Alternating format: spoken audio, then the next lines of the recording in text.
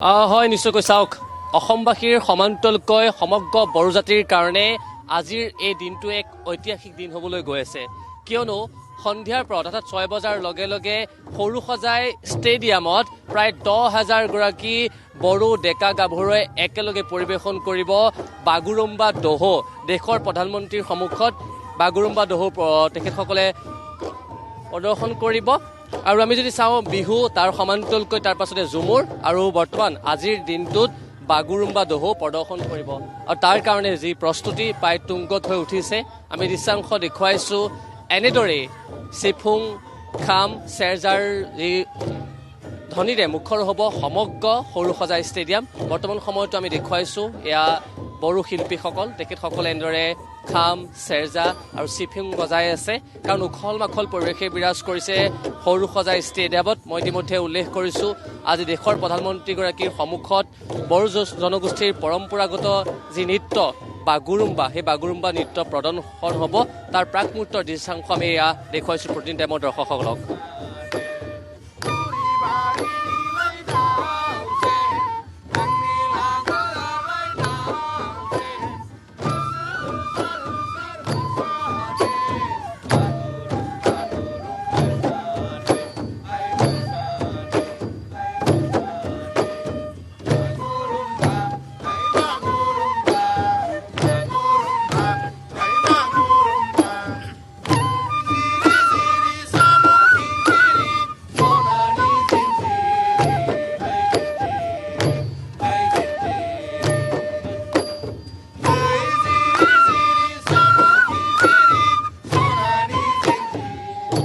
এয়া হৈছে বাগুৰুম্বা আমি ইতিমধ্যে প্ৰতিদিন টাইমৰ দৰ্শকসকলক জনাইছোঁ যে আজিৰ এই দিনটো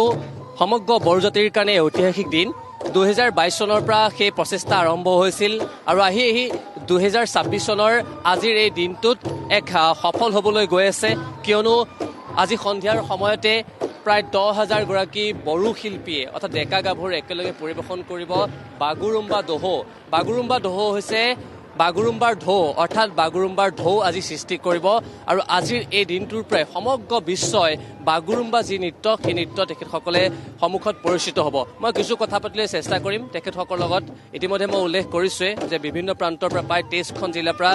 10,000 গৰাকী শিল্পী আহিছে আৰু এয়া তেখেতসকলে যি বাগুৰুম্বাৰ তেখেতসকলে এনেদৰে পৰিৱেশন কৰি আছে চিফুং খাম চেৰজাৰৰ ধ্বনিৰে মুখৰ হৈ পৰিছে সমগ্ৰ সৰুসজাই ষ্টেডিয়াম আৰু তেখেতসকলৰ কাষলৈ যায় মই মন্তব্য ল'বলৈ চেষ্টা কৰিম মই ইতিমধ্যে উল্লেখ কৰিছোঁৱেই দেশৰ প্ৰধানমন্ত্ৰীগৰাকী আহিব আৰু তেখেতৰ সন্মুখতে সকলোৱে একেলগে যি বাগুৰুম্বা নৃত্য প্ৰদৰ্শন কৰিব মই পুনতে তেওঁলোকৰ কাষলৈ যাবলৈ চেষ্টা কৰিছোঁ মই আপোনাৰ কাষলৈ আহিছোঁ আজিৰ এই দিনটো সমগ্ৰ বড়ো জাতিৰ কাৰণে গৌৰৱৰ দিন কিন্তু আজি বাগুৰুম্বা নৃত্য সমগ্ৰ বিশ্বৰ সন্মুখত পৰিচিত হ'ব কি ক'ব আৰু কেনেকুৱা লাগিছে হয় বহুত ভাল লাগিছে আৰু যেহেতু আমাৰ পৰম্পৰা নৃত্য সেই নৃত্যটো আমি পৃথিৱীবাসীক দেখাবলৈ সক্ষম হৈছোঁ বিশ্ববাসীক দেখাবলৈ সক্ষম হৈছোঁ তাৰ বাবে বহুত ভাল লাগিছে আৰু ভাৰতৰ প্ৰধানমন্ত্ৰী শ্ৰী নৰেন্দ্ৰ মোদী তেখেতলৈ বহুত ধন্যবাদ জনাইছোঁ মই বড়ো জাতিৰ হৈ লগতে অসমৰ মুখ্যমন্ত্ৰী ডক্টৰ হিমন্ত শৰ্মা দেৱলৈ ধন্যবাদ জনাইছোঁ আমাক এই সুযোগ দিয়াৰ বাবে আৰু আমাৰ যিহেতু আজিৰ দিনটো আমাৰ বাবে এটা হিষ্টৰিক ডে হিচাপে আমি গণ্য কৰিব লাগিব আৰু তাৰ কাৰণে বহুত ভাল লাগিছে উই আৰ ছ' এক্সাইটেড ধন্যবাদ আৰু এজন আছে মই আপোনাৰ কাষলৈ আহিছোঁ আজি চিফুং চেৰজাৰ ধ্বনিৰে সমগ্ৰ মুখৰ হৈ পৰিব সৰুসজাই ষ্টেডিয়াম 10,000 গৰাকী বড়ো শিল্পী আজি একত্ৰিত হৈ সকলোৱে বাগুৰুম্বা দহো প্ৰদৰ্শন কৰিব কোন ঠাইৰ পৰা আহিছে আৰু কেনেকুৱা লাগিছে আমি আহিছোঁ তামোলপুৰ জিলাৰ পৰা গড়েশ্বৰ LACৰ পৰা আমি আহিছোঁ আমি খুব আনন্দিত আমি উপস্থিত হৈ খুব আনন্দিত আৰু আমি ভবাই নাছিলোঁ যে লাইফত আমি যে এনেকৈ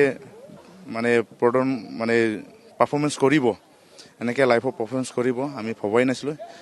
সেইটোৱে মোৰ ফাৰ্ষ্ট টাইম আমি ফাৰ্ষ্ট জীৱনলৈ আমি দেখা নাছিল যিটো দেখা নাপোৱা বস্তু আমি দেখা পাম বিশ্ববাসী আমাক দেখা পাব গতিকে মই ইয়াত ভৰি দিয়া মোৰ ফাৰ্ষ্ট টাইম ভৰি দিয়া এখন ষ্টেডিয়ামত গতিকে বহুত ভাল লাগিছে বহুত এক্সাইটেড বহুত এনাৰ্জি ফিল আহে কি ক'ম বহুত ধন্যবাদ জনাইছোঁ মই হিমন্ত বিশ্ব শৰ্মা ছাৰলৈ আৰু আমাৰ দেশৰ প্ৰধানমন্ত্ৰী নৰেন্দ্ৰ মোদী ডাঙৰীয়া আমাৰ মাজত আহিব ঠিক 5টা বজাত তেখেতে আহিব আমি তাৰ আগত আমি পাৰফৰ্মেঞ্চটো কৰি দেখুৱাম নিশ্চয় আমি ভালে ভালে দেখুৱাব পাৰিম তাকে লৈ আমি কামনা কৰিছোঁ আৰু আজিৰ দিনটো আপোনালোক গোটেই বৰজাতিৰ কাৰণে সমগ্ৰ জাতিটোৰ কাৰণে গৌৰৱৰ দিন এক ঐতিহাসিক দিন হিচাপে ৰৈ দিন হিচাপে ৰ'ব আজিৰ দিনটো বাগৰুম্বা হিষ্টৰিকেল ডে হিচাপে আমাৰ আজিৰ দিনটো 17 জানুৱাৰী 2026 চনৰ সেই দিনটো আজি হিষ্টৰিকেল ডে হিচাপে বাগৰুম্বা দহৌ হিচাপে আমাৰ হিষ্টৰিকেল ডে হিচাপে আমাৰ থাকি যাব হয় শচীন সামন্ত এই মুহূৰ্তত আপোনাক ধন্যবাদ জনাইছোঁ পৰিৱেশ আমাক দেখুৱাৰ বাবে আৰু আজিৰ দিনটোত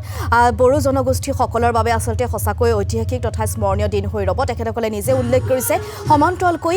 তেখেতসকলৰ যি সংস্কৃতি বা তেখেতসকলৰ যি প্ৰধান নৃত্য বাগৰুম্বা আজি প্ৰধানমন্ত্ৰীগৰাকীৰ সন্মুখত যিটো প্ৰদৰ্শন কৰা হ'ব সকলো যথেষ্ট উৎসাহী আৰু আনন্দিত হৈ আছে